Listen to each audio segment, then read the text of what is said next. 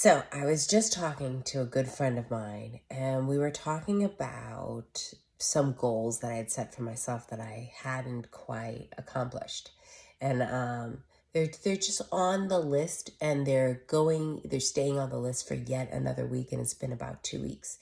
So I was just acknowledging that they hadn't been done. And we talked about effort. And, I said, I don't mean to or want to put in so much effort for everything. I want ease. And we talked about, well, maybe my standards or whatever I'm choosing requires effort or whatever. And then we started talking about the children's stories that we really liked as kids and what that might say about us. And for her, hers was Charlotte's Web. And for me, I remembered one of my favorite stories was called Stone Soup. Soup from a stone, fancy that. The pot bubbled and bubbled.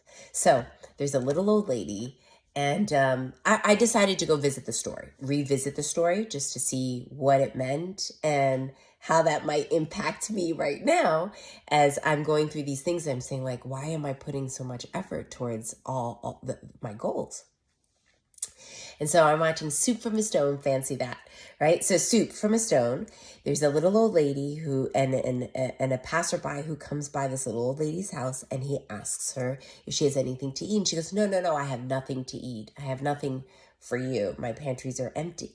And he goes, oh, I found a stone. Let's make soup from it. And she goes, soup from a stone? How do you make soup from a stone? So she boils water. They put in the stone. And he's like, well, you know what would make the soup better? Some onions.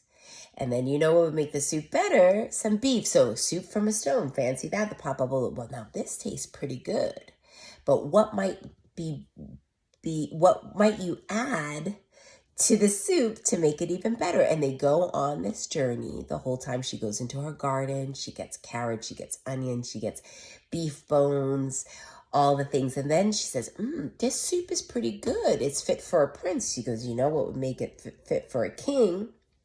And they put barley and they put fat and all these things in it. And it's a really great feast. And she goes, this soup is pretty good. It's fit for a king.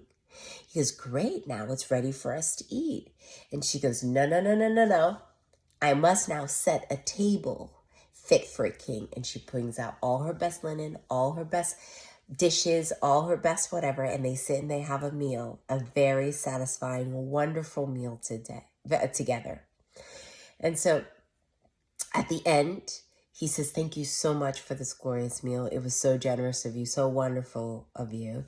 He takes the stone out and he puts it in his pocket. She goes, why are you taking the stone? She goes, well, he says, the stone is still not yet cooked enough. So I must take it with me so I can cook it more.